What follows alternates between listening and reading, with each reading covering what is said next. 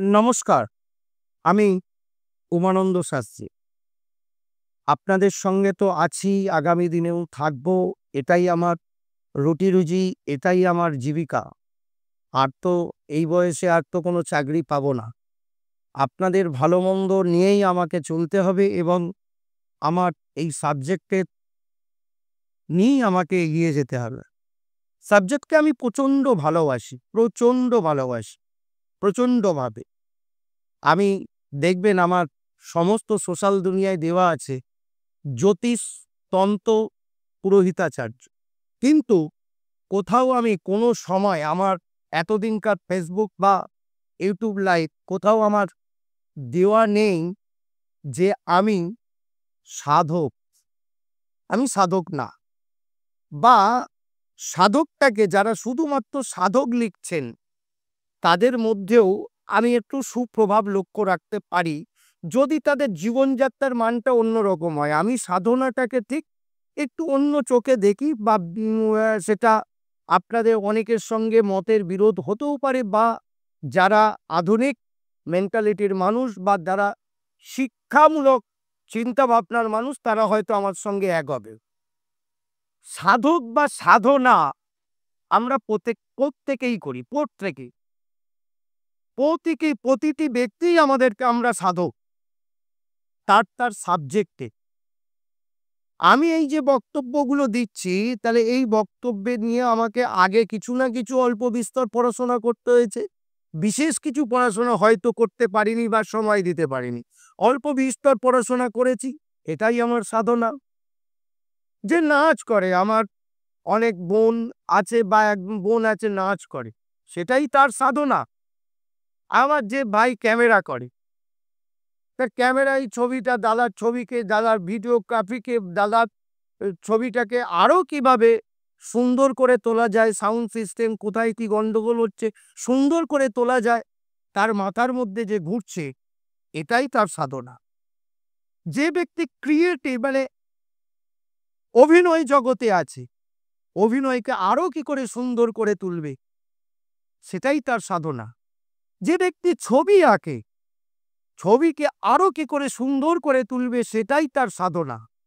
যে গান করে, তার গলার স্বর ঠিকভাবে স্বরে স্বরে মিলছে কিনা, সপ্ত সুরের রাগ রাগিনী অনেক, এই রাগ রাগিনীর সঙ্গে তার গলা খেলছে কিনা, সে যত প্র্যাকটিস করছে, এই যে প্র্যাকটিস, এটাই সাধনা।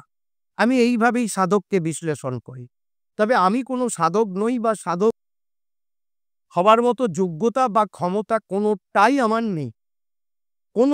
আমার নেই। যাদের আছে তাদের হয়তো আছে। আমি সাবজেক্ট নিয়ে চলি, সাবজেক্টকে নিয়ে এখনো পড়াশোনা করছি, আগামী দিনেও পড়াশোনা করব।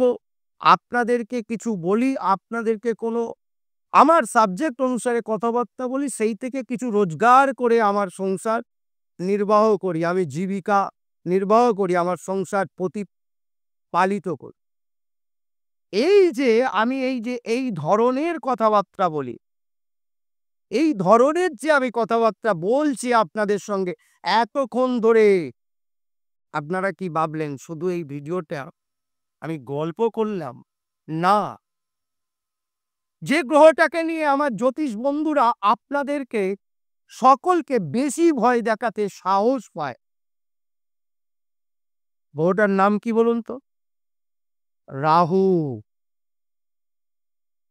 রাহু, এই রাহুর প্রভাবে এই কথাগুলো বলতে সাহস পায়।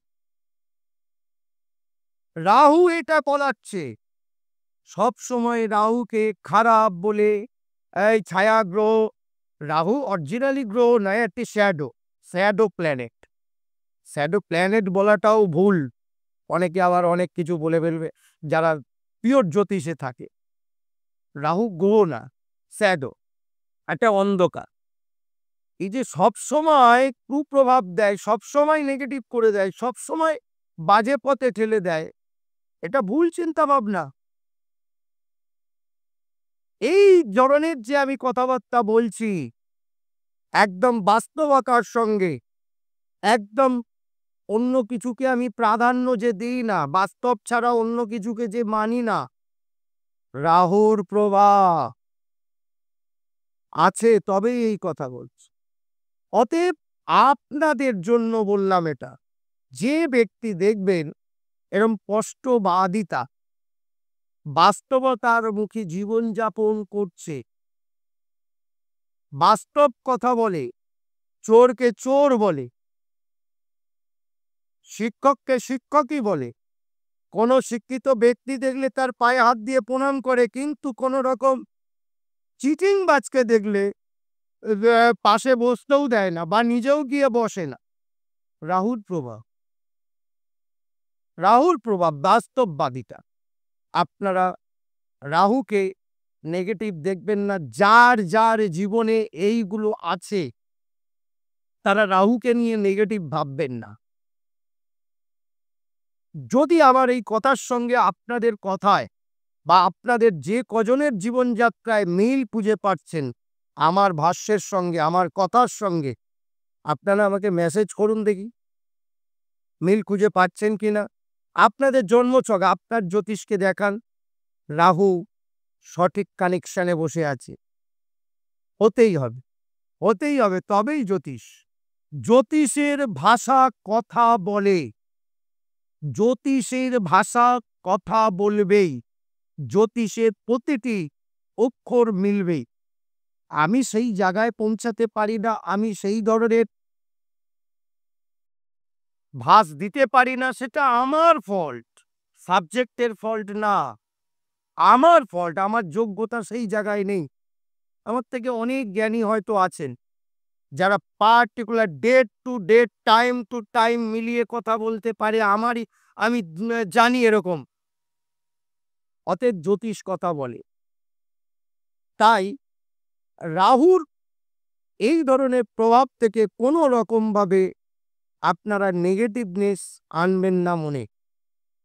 সঠিকভাবে এগিয়ে চলুন, বাস্তবতার মধ্যে চলুন।